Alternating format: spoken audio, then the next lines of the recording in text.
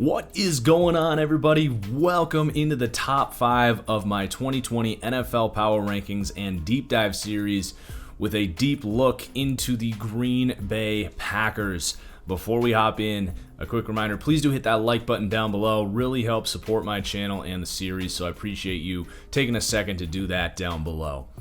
For about the last 6 episodes, it's become quite clear that many of you do not think that the Packers are a very good football team in 2020, and that number 5 is too high. So this is going to be a great episode to talk about what this team will look like, how their roster shapes up, and break down their schedule and my win total expectations for this team in 2020. So when most people say that this team should not be ranked 5th, I mostly hear that they barely beat Detroit twice and were the most flawed 13 team in NFL history as their reasoning. And I agree. In fact, I've consistently mocked this team for being one of the worst run front offices in the league, for having a disappointing and frankly tragic offseason, and pointed out that this team is due for regression in 2020. But to go from saying that they were a flawed 13-win team who did go to the NFC Championship and jump all the way to the conclusion that it was a complete fluke that they did so is a pretty major reach, in my opinion. Did they have moments of luck last season? Of course. But welcome to the NFL. Do I need to point out the good fortune that helped the Chiefs get to the Super Bowl last year? Basically gifted a first-round bye from a Miami Patriots upset, and then the Titans beat the Ravens, so they basically walked into the Super Bowl. And I was more than happy to see the Chiefs do that, so that's not a shot at them. But while the Packers had some good luck, they also happen to have a top 3 pass rush in the league, a great offensive line, a corner who emerged as one of the premier cover players in the league, surrounded by a lot of talent in the secondary. And oh yeah, they still have that guy in number 12 who, while not the number 1 quarterback in the league anymore, is far from this league average QB that the sports world seems so desperately trying to make you think he is, who happened to make a ton of big plays and was a major reason this team was able to win all of those close games last season that people keep bringing up. Of course, this team has flaws, just as the last 6 teams we've ranked have flaws that many of you believe should be placed above Green Bay. And if you want to believe more in their flaws than Green Bay's flaws, then that's just fine. But if your primary reason for why this team is not better than those teams, many of which Green Bay beat last year, is that the Packers were a flawed 13-win team who simply got lucky to go to the NFC Championship, then I strongly suggest that you reassess your perception of this team. But that's enough trying to justify the ranking. I had to do the same thing last year when I put this team 6th above the Bears that many of you were in these comments telling me were a Super Bowl team. So let's go ahead and talk about this team's outlook for 2020. And you absolutely cannot do that without disgracing this front office for the hack job that they call an offseason. And this offseason, I imagine, is a big reason people want to drop this team into the teens. I want to make one thing clear here. This team did get better this offseason, but not by much. And where they screwed up was wasting an opportunity to use cap space and draft capital that other contenders who were also losing big names in free agency did not have.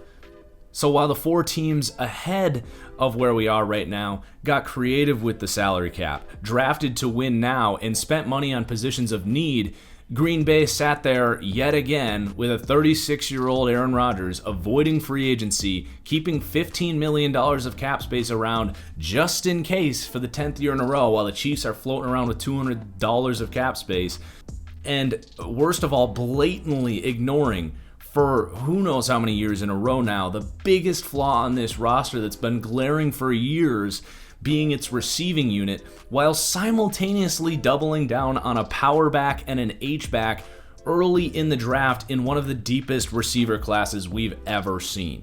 So I want to be abundantly clear that I both think this team will be highly competitive in 2020, but because of their offseason, they will not be nearly as good as they could have been. They butchered this offseason. There's no way around it. And beyond that, if they seriously think that they're going to be able to go another decade of throwing non-NFL caliber receivers at Jordan Love, as they're in such a rush to transition away from Aaron Rodgers and expect to get carried to the NFC Championship every year, only to get bounced by the real contenders that year who actually understand how to build a roster in the modern salary cap era, instead of using this outdated build through the draft approach, then this team really has another thing coming.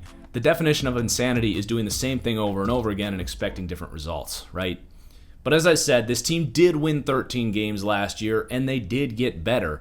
Their only loss was right tackle Brian Bulaga, who they at least did a good job there, replacing with a quality veteran with better durability, frankly, in Rick Wagner. They had one of the biggest upgrades in the entire league at any position this offseason, simply letting Blake Martinez go, whose Division III athleticism was blatantly exploited by Kyle Shanahan in the NFC Championship. They also enter year 2 in this scheme, and despite how poor the receiving core is, having Equinemius St. Brown, who last year I touted as the only NFL caliber receiver on this roster behind Devontae Adams, who missed the season due to injury, then Alan Lazard, who emerged later last season, Jay Sternberger, an athletic third-round tight end who missed the season due to injury, and some new NFL-caliber athletes as depth behind those guys, is still a far superior group to the sorry excuse for a receiving unit that Brian Gutekunst forced upon this team last season, starting with a D3 caliber athlete in Geronimo Allison, Marquez Valdez-Scantling's legs, a literal D3 player in Jake Kumarau, and the corpse of Jimmy Graham. So there are reasons to believe this offense can hit the ground running much better than it did last season, though it could have been much better. And as far as the coach and culture is concerned here, I ranked them 14th overall, being 15th for both offense and defense. I think LaFleur showed more good than bad in his first season as a play caller in Green Bay, and is far from a problem for this team. And Mike Pettin, to me, is just an extremely solid defensive coordinator that has one of the most interesting, exotic schemes in the league that can give his defense an extremely high ceiling any given week. So let's finally talk about this roster. There will be flaws that get brought up here, but this team also has some real strengths as well that I strongly believe are being ignored yet again, just as they were last year. So let's start at quarterback with Aaron Rodgers ranking 3rd in the league for me. I understand that is about as high as you will see out there. The thing is, when I watch Aaron Rodgers' game, it does not match his production and what the analytics will tell you. In fact, a site called QB Datamine, who's well respected in the industry, charted Rodgers leading the NFL with 648 yards lost last season because of drops. For context, the average across the league was less than half of that at 282, and the next quarterback down with only 507 yards. And beyond that, the timing and impact of a lot of those drops, being on third downs, being on deep, accurate shots, many things that were left on the table because of things out of Aaron Rodgers' control. I still see a player who is mentally ahead of pretty much any quarterback in the league not named Tom Brady and Drew Brees. Still has one of the most pure pocket presences in the league, having the perfect balance of knowing when and where to use his feet to manipulate the pocket or break the pocket to extend plays. Still has the quickest release in the game, one of the strongest arms in the league, and you package all of that together and you get the 3rd best quarterback in the league. Despite what the stats will tell you, I'm still taking Aaron Rodgers over Carson Wentz, Deshaun Watson, anyone else that would get into that conversation. Now, Lamar Jackson is a unique conversation. Let's just say I'd rather have Lamar in Baltimore and Aaron Rodgers here. Lamar is just a different conversation because of what he does with his feet. But regardless, Aaron Rodgers, to me, collects way too much of the blame for what has gone on here in Green Bay. I think he did a great job of playing to this team's strengths, understanding that this team was never going to be an explosive offense last year, but if he took calculated shots, if he took care of the football and made those big plays when his team needed it in those close games, which he did time and time again, look no further than the Seahawks game where he was outstanding. Despite the fact that this team seems to want to get away from him as soon as possible, dumb down this scheme and run the football and play defense, which is just insanity to me. And despite what the graphs will tell you on Twitter, I still see Aaron Rodgers as, at worst, a top 5 quarterback in the league, and that's going to show just as it did many times last season. The last thing I will say about Rodgers before we talk about Jordan Love here is he is not the best quarterback in the league anymore. He's not as mobile as he once was. He still is mobile, but he can't quite get out of all of those traffic jams that he once did in his prime. He also, for whatever reason, is simply not as accurate as he once was. He's still very accurate, but there is a lot of times where he misses throws that he didn't used to miss.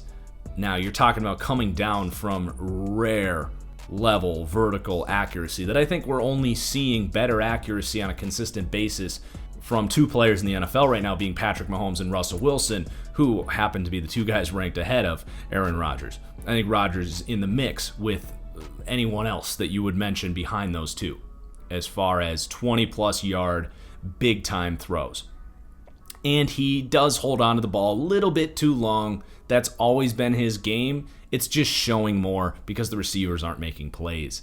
And one thing that I know drives Rodgers crazy is that the guys on roster right now do not have an understanding of where they need to go when Rodgers starts to extend plays. You look around the league with guys like Russ, Mahomes, Watson, guys with similar play styles, their receivers find holes in zones and work back to the quarterback. That's a big problem here in Green Bay. That's always been a big part of what makes Rodgers successful, and the guys on roster right now just don't do it. And I think that's another reason you're seeing a drop-off in play. But then let's talk about Jordan Love. And as hard as I was on this team's offseason, I actually really liked this pick. I am very high on Jordan Love. He was my second-ranked quarterback in this class ahead of Tua Tagovailoa and Justin Herbert. And I think if this team can actually get a grip on surrounding the quarterback position with receiving talent and not just offensive line help, even just one more capable, speedy, vertical threat could go a long way. If they can learn how to do that, I think Jordan Love has an extremely bright future here. I love the idea of sitting him for a year or two behind Aaron Rodgers, and maybe Rodgers keeps playing well like he said he wants to do, and they end up moving Jordan Love in the future. A la Patriots Jimmy Garoppolo. I don't know what the plan is here. I think more likely than not, we do see Jordan Love in about 2 years here in Green Bay. But to me, very similar to Patrick Mahomes coming out of college. I would say his arm talent isn't quite as raw as Patrick's, but as far as what he showed on tape as a football player, I think very similar, and that was coming out of a Utah State team that had very little to work with, so at least that will be a familiar sight here in Green Bay. I think where they butchered this was wasting any other opportunity to address the receiver position, which will be a good transition to talk about this running back room where they spent their next pick. But I do think that there is a lot of optimism to be had here for Jordan Love. They just need to do this the right way as far as managing the end of Rodgers' career and making sure that Jordan Love can develop here and surround him with more help, because I don't think Love is going to be able to do what Rodgers has done here for the last 5 years, especially early in his career, and elevate this team to basically carry them to NFC championships. But again, third at the quarterback position, I also like that, Rodgers, at his age and with his play style, he is an injury risk. There's no way around it. And Jordan Love is by far the best backup he's ever had. If Rodgers has to go down for 4 to 6 weeks, this team can really stay in stride with Jordan Love, especially with how this offense operates, running a lot of play action vertical shots. You could make a case that Jordan Love is actually a better, more accurate vertical passer than Aaron Rodgers right now, whose deep ball placement has dropped off. So an interesting conversation with the quarterback room here. Let's move on to the running back, which is going to rank 9th. You have Aaron Jones, who emerged as one of the top backs in the league, a true speed threat. I like to compare him to Jamal Charles, at least in terms of play style. Charles was just a step higher as far as rare athleticism, but Aaron Jones is one of these extremely explosive backs. But he complements it well with really nice vision and the ability to run through arm tackles, and he is just extremely solid. Was the most explosive player on this offense last season by far. Perfect fit in this outside zone scheme as well, so he is absolutely going to help. Now, they're flirting the idea of paying him. I actually think that's a mistake, very quickly forgetting that you got this player in the 5th round. You just drafted A.J. Dillon here in the second round. Between Love and Rodgers, you're committing, $43 million to the quarterback position. You're going to tack another 10 plus onto a running back position when you have capable backups here. That to me would be moronic and roster building suicide. So keep an eye on that. As much as I like Aaron Jones, there's no way in hell that this team can afford to pay him. But that's where A.J. Dillon comes into play, a second round pick out of Boston College. Now, in a vacuum, this pick wasn't that bad. I think that this team should be preparing to lose Aaron Jones. I think late second round, early third round is the sweet spot for drafting potentially elite running backs. A.J. Dillon to me is Derrick Henry, and that's saying a lot. But when you pair it with the fact that you drafted the quarterback of the future, didn't bring in any other receivers in this class, it was a miserable draft pick. I think A.J. Dillon is going to be an absolute rock star and still be a terrible decision in the draft. I will say, he will bring an element of physicality, and this lightning and thunder approach for 2020 between Aaron Jones and A.J. Dillon behind one of the better offensive lines in the league, this team is going to be able to run the ball very effectively. And you pair that with Aaron Rodgers being your quarterback, and maybe you get some of these young receivers to step up, and you're going to get an offense that looks very similar to the units we saw with teams like San Francisco and Baltimore last year, that were top 10 offenses for sure last year, leaning on the run game. And that's the approach that they're going with here. Do I agree with that when Aaron Rodgers is your quarterback and you just drafted Jordan Love in the first round for the future to become a run-the-ball, play-defense team? No, I don't agree with it, but it is something that can work and win a lot of football games, just as we saw last year. So I like the running back duo a lot. Then you have Jamal Williams, who is a very capable backup. He is a really smart player, a jack-of-all-trades, master of none. To me, I see him as Aaron Jones's backup as a third down back, because Dillon, while a complete rolling thunder back, just doesn't offer much in the receiving game, especially as a rookie. Then you got Tyler Ervin needs to be mentioned as well. He's been working out with the receivers, and he frankly could be a candidate to me to make a full-on switch to slot wide receiver, and I think he would be this team's best slot receiver. An interesting playmaker. I think LaFleur did a good job getting him involved. Now, with A.J. Dillon in here, who's going to relieve Aaron Jones, I think that's going to make it harder for this team to get Tyler Ervin going. But he actually showed up and made some plays, and I think he actually could be a player that has a role in this offense that you need to keep an eye on.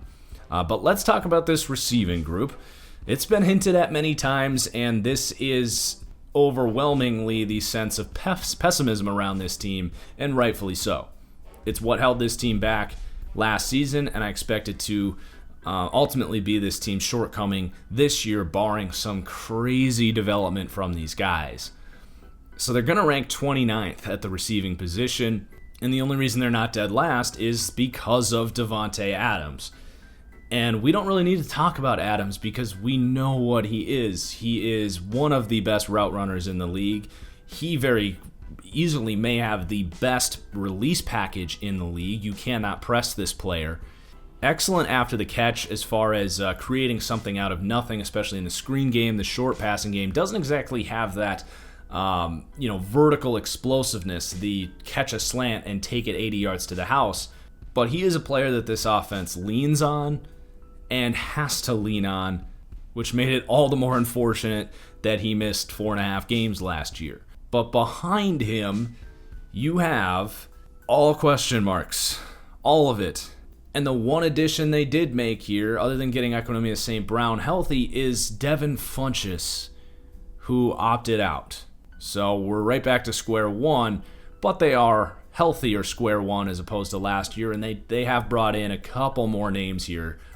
As I said earlier, there's more hope this year than there was last year. I really shredded this unit last year and was wondering why they didn't address the receiver last offseason, so it makes it even more frustrating that we're doing the same thing again here. But probably the number 2 to start the year will be Allen Lazard, who, yes, played for this team last year, but not till about halfway through the season. This is a guy that does not get open.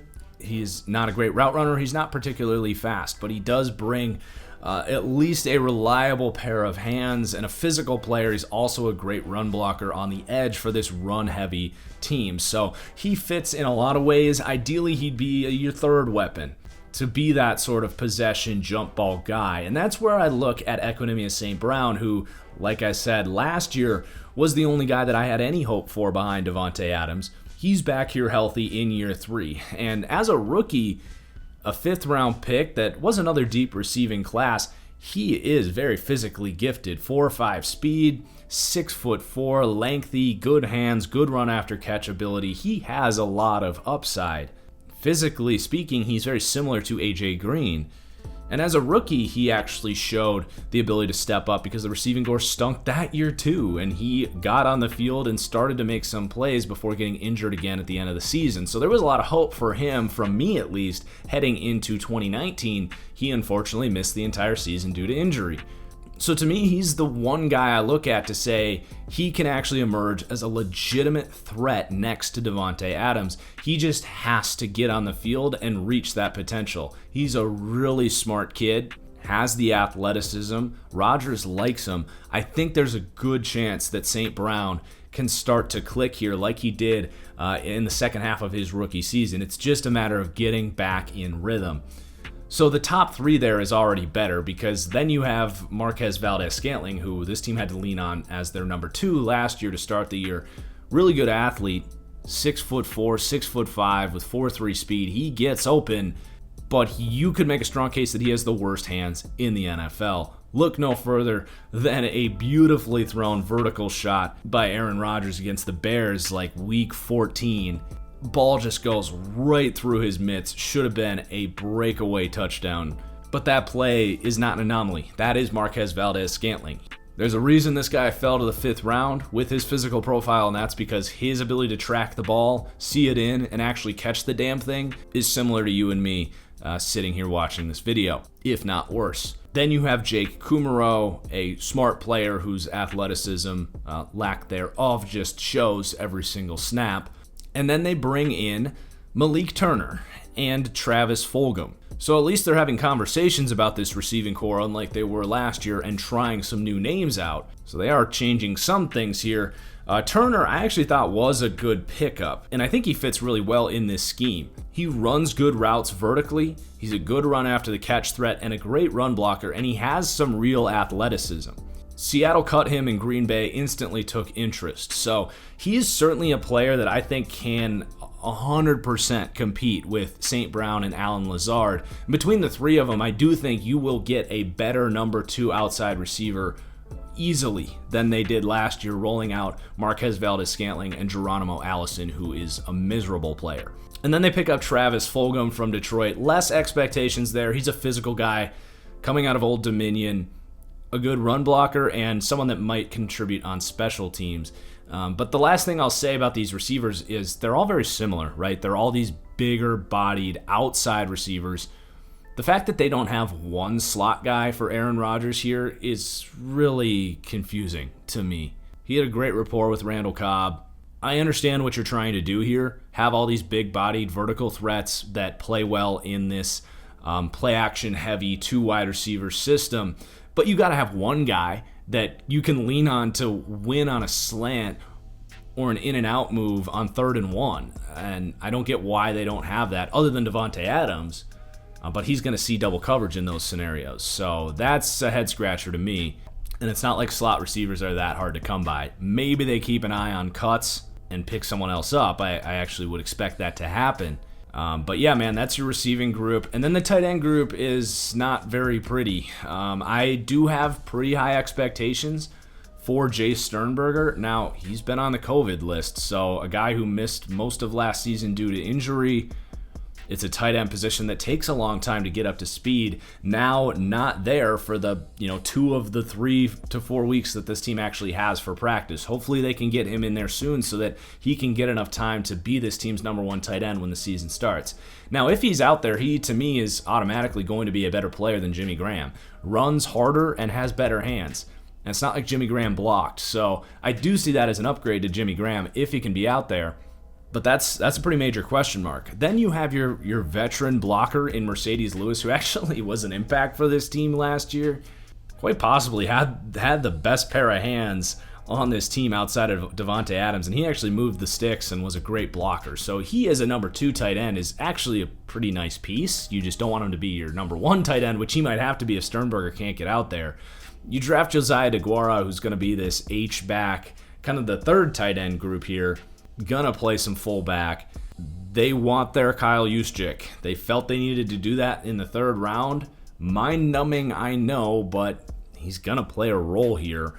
And technically speaking, he will help what they want to do here. As brutal as it is to admit that, you know, they spent a 3rd round pick on this piece of their offense, that they've been kind of moving the fullbacks around here trying to find that guy.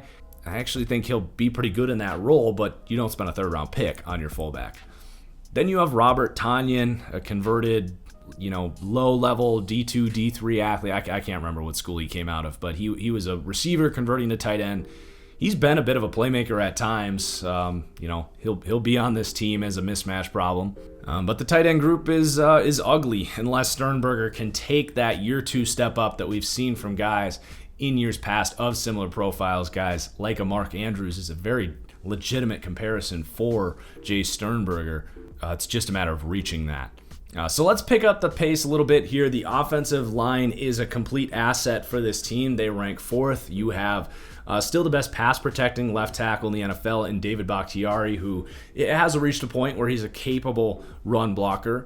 At left guard, I assume it will be Elton Jenkins, who was one of the better rookies in the NFL last year, was a bruiser in the run game, a converted center, so a very smart player who is good as a pass blocker as well. He, to me, is a budding star at the guard position. This was a really good pick last year. And then you have Corey Linsley, a top 5 center in this league. He is a rock. So from left tackle to center, you are extremely sound. Right guard, to me, will be a competition between Billy Turner, who started most of last season at this position last year, and this team actually gets Lane Taylor back, a really quality pass-blocking guard. Now, he's going to compete with Billy Turner, but there's a reason they did not cut Lane Taylor like I expected. They could have saved a lot of cap space by doing so. I think Lane Taylor starts at right guard. Billy Turner might be a better run blocker, but that right guard spot was actually a pretty significant position of weakness from a pass protection standpoint. A lot of times the pressure was coming from that spot, and I think getting Lane Taylor in there could actually make this offense better, offensive line better this year than it was last year, even with Rick Wagner at right tackle instead of Brian Bulaga.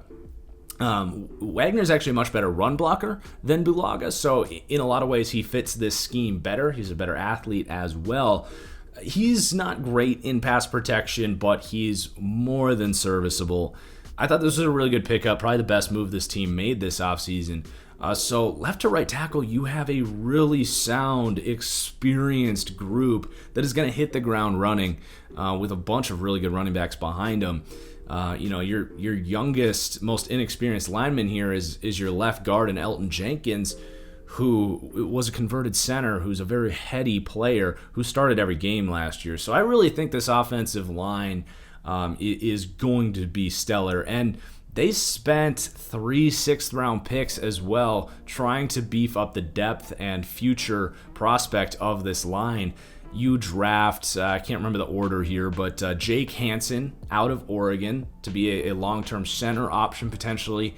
You draft Simon Stepniak, who I actually liked the most out of this group out of Indiana. I thought he was a top 10 guard in this class. And then John Runyon, kind of a swingman tackle guard prospect out of Michigan. I like all of these players. I think they all have a chance for a Green Bay team that's done a really good job of developing offensive linemen. So it's probably the deepest offensive line in the league. You don't have a weak link. It is a complete asset for this team that I think a lot of people like to neglect because it's fun to make fun of Aaron Rodgers and the fact that this team doesn't draft receivers. But this offensive line helps a lot. So 8th overall for the offense. Like I said, with teams like Baltimore, San Francisco, you can be a really good offense running the ball. And then you throw Aaron Rodgers and some prospects at the receiver position on top of this. I think you're going to get a really solid offense this year. It's not what it could have been. You could be talking about an offense that really exploded this year. In year 2, if you brought in a receiver, it's really all you needed to do, Green Bay, but it's still going to be a really good offense this year. And then defensively, they rank 14th. And that's because of the sort of boom or bust nature of this defense. And when this defense was clicking last year, they were one of the best in the league. But there are some weeks, like against the Niners, where they would really pick on the weaknesses. Primarily the weakness of this defense in Blake Martinez last year. So at least that's gone. So going through this defense, we're going to start with the run defense. They rank 25th in the league.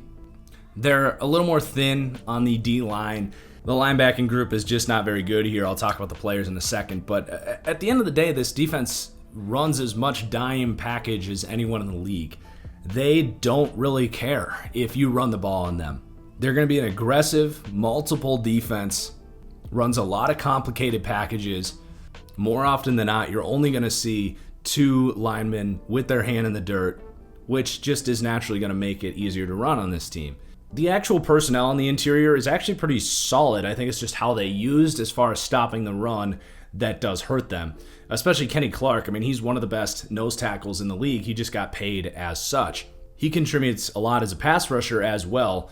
Then you have, I would say, your next best run defender is Tyler Lancaster, kind of this tough, scrappy nose tackle type that doesn't see a lot of playing time, but when they put him out there in short yardage packages, he can make an impact. You have Dean Lowry, who's more of your 3-tech, 4-tech, definitely gets used in those pass rushing packages, but is a bit of a liability against the run. I'm not going to lie about that. Then you have some younger prospects in guys like Kingsley Keke, a 5th-round pick last year, who actually has some pretty nice physical upside. And Montravius Adams, a similar player that just hasn't reached that potential. 3rd-round pick in 2017 in a contract year could take that step up. And then the linebackers, we'll talk about this group. It's just not a lot to speak of. I do think Christian Kirksey is an upgrade, however, from Blake Martinez, who just consistently let everything come to him. Christian Kirksey, much more aggressive in run defense, has some more sideline-to-sideline speed, will at least help against a team like the Niners as far as not getting abused on all of these outside zone chunk plays. But the run defense is not a strength here. But luckily, what is a strength, and to me, what gets slept on the most about this team, being the pass rush, where they're going to rank 6th.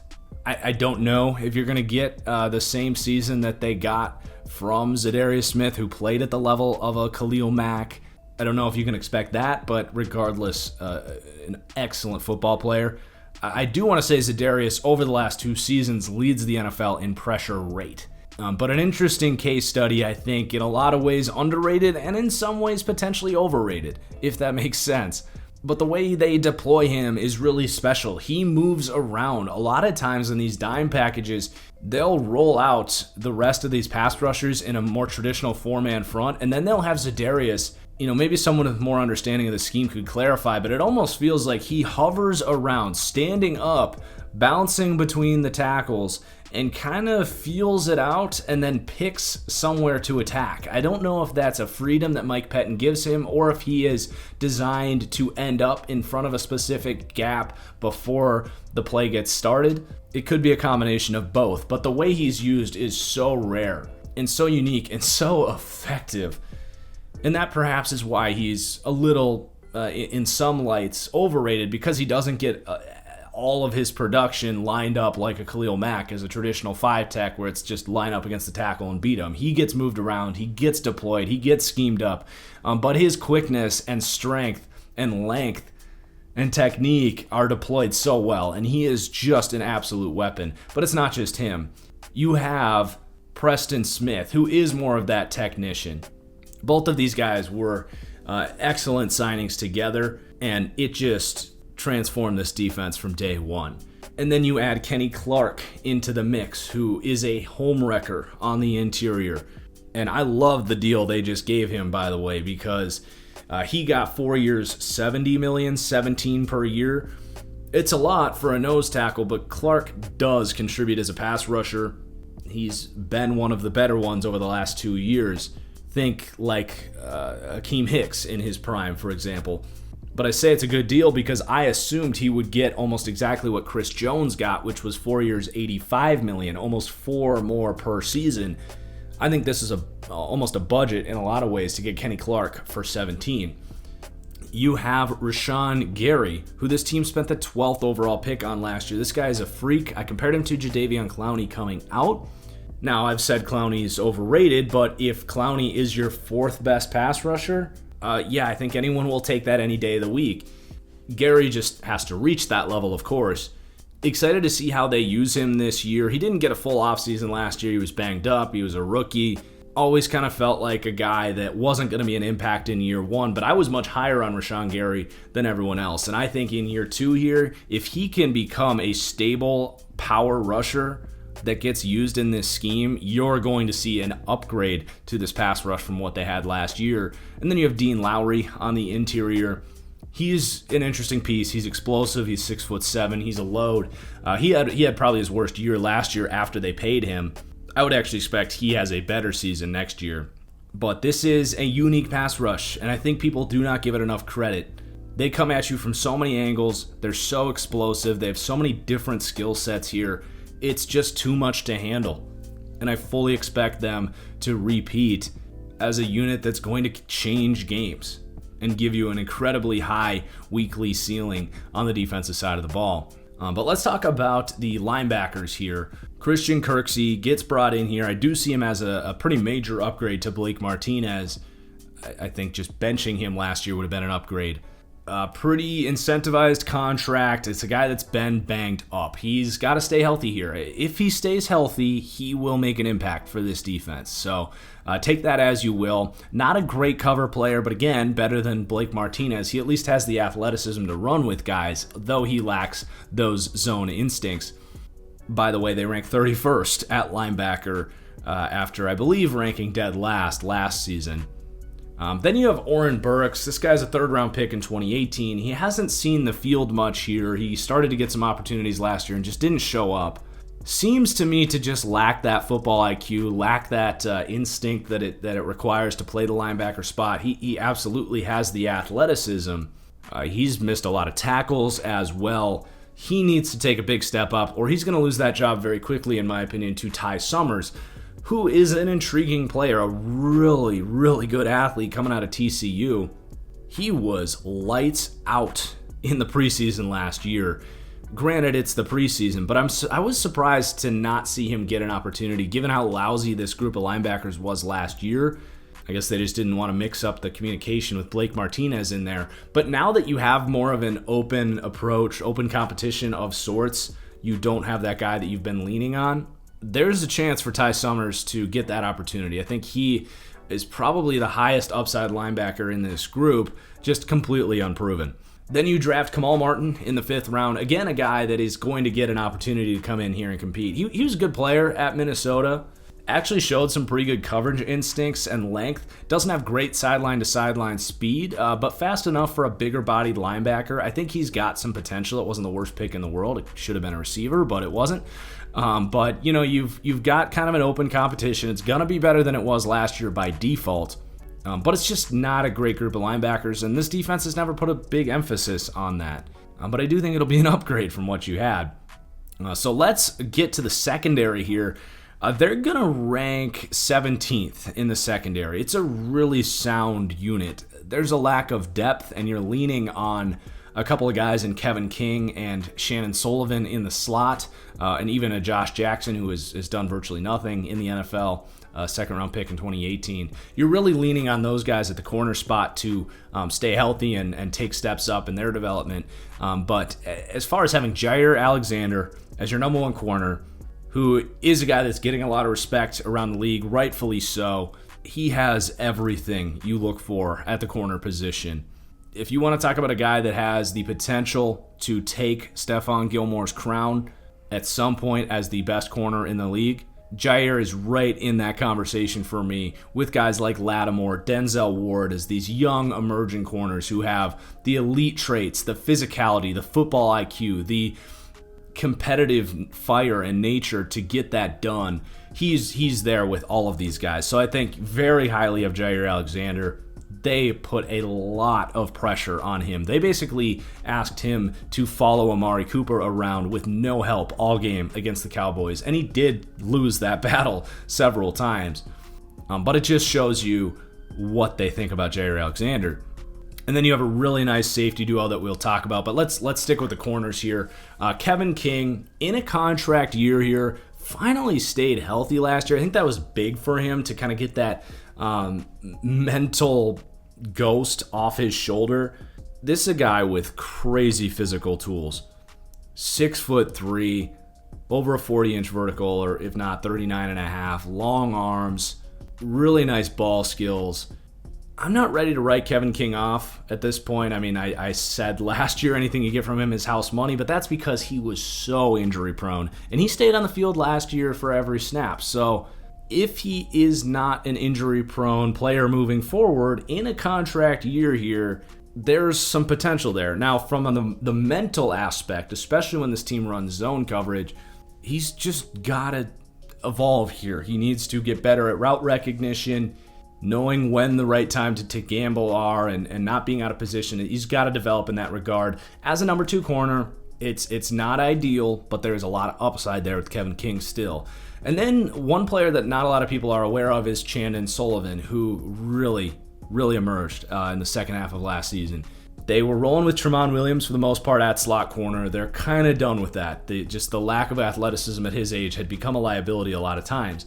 And I still think there's a chance we see them bring Tramon Williams back. But Chandon Sullivan, excellent pickup here. I believe it was from Philadelphia. Originally was a safety, but they very quickly learned that he is best in the slot, and he really took that job by storm. Physical player, excellent tackler, instinctive, tough guy, who at least has the quickness to cover out of that slot position. Doesn't have the long speed, might not be the long-term answer, but a really nice player that not a lot of people are aware of, who had a really nice season last year. So you have a starting 3 there. It's just between King and Sullivan, there's some question marks. And then the depth, like you have Josh Jackson, who I liked coming out of Iowa. I don't think he's a great scheme fit here, which this is a very aggressive defense that does put a lot of pressure on these corners, especially on the outside, to match a lot of speed. And Josh Jackson just isn't that player. I think there's a chance we see Jackson make that switch to safety that they've been talking about here, to be that third safety off the bench, kind of in the role that Sullivan and Tramon Williams were battling for last year. If he were to get an opportunity, if something happened to Kevin King, I don't think he's going to get obliterated. I still think he was a phenomenal prospect coming out of Iowa, who, if nothing else, is capable depth. He just hasn't really shown it at the NFL. But he is still here. You can't forget about him. And then they have Kadar Hallman, who was a 25-year-old 6th-round pick last year, who has some physical traits who they I think like, but who knows. And that's your corner room. They just don't have the depth that a lot of these top teams have. I was really surprised they didn't spend a single pick on the corner position, especially given the amount of dime packages this team runs. The safety group is much, much better. I was extremely high on Darnell Savage at free safety, and he showed a ton of flashes as a rookie. Was really solid. They traded up to get him. I think year 2 is going to be a big year for Darnell Savage. Behind this pass rush, his range is just rare, and he has those ball skills, and he has those instincts to jump routes.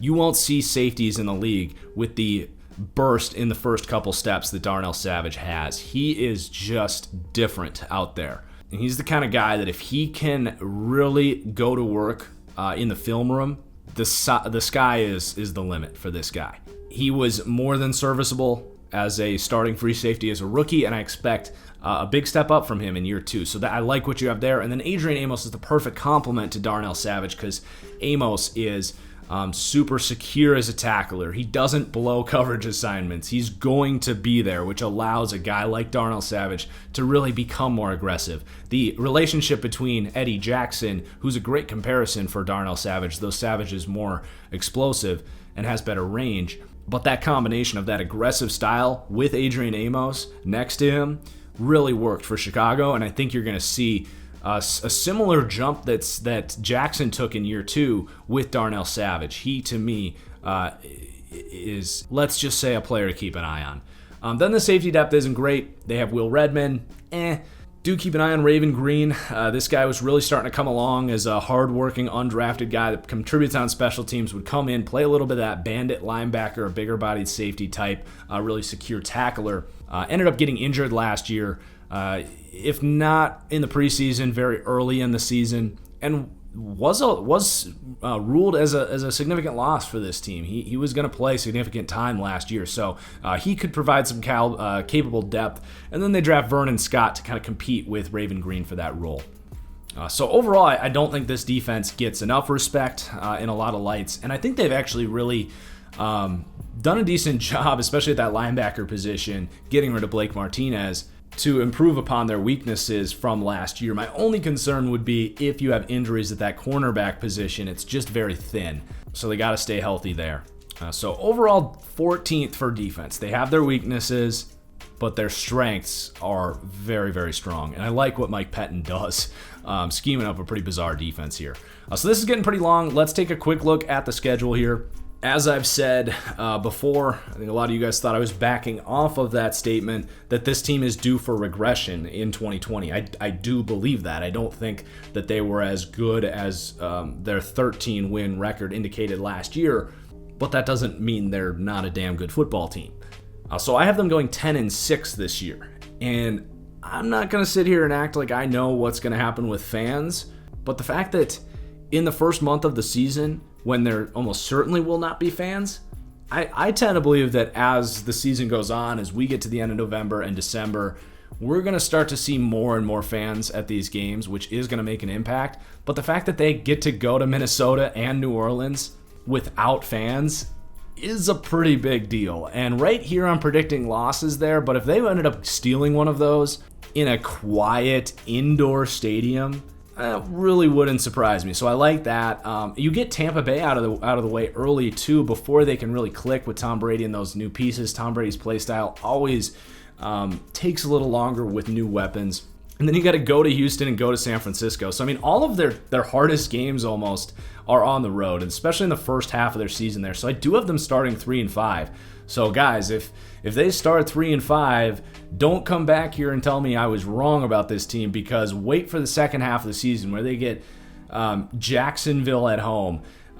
They do get Philly at home, but they have Detroit, Carolina, Tennessee at home, Chicago twice, 5 out of 8 games in the back half of the season in cold weather Lambeau. With fans or not, that's going to be one of the best home field advantages, because this team is built for cold weather football. That's one thing about this team that I haven't mentioned yet. This is a team that will be COVID friendly in a really weird season. They have a ton of continuity from last season. They live in a city where these players have nothing better to do but go home and watch film. They have a good culture. They don't bring in bad characters who are going to bring that virus into the building. They have a friendly schedule for it. Their play style and the fact that they have an outdoor stadium that provides a real home field advantage in the second half of the season, where they happen to have 5 out of 8 games at home, and they might be getting fans in those games for that stretch of the season. There's some things leaning back in the direction of luck for this team next year for the COVID thing, so I do need to say that. I think it's very fascinating, something to keep an eye on. But there is your Packers deep dive. Again, 10-6, a win range of 9-13. 13 is pretty unlikely, but could happen if they win some of those tough road games early. Really excited to see the comments on this one. I appreciate all of you for watching. Please do hit that like button. Cheers, and we'll see you for the next one. Peace out.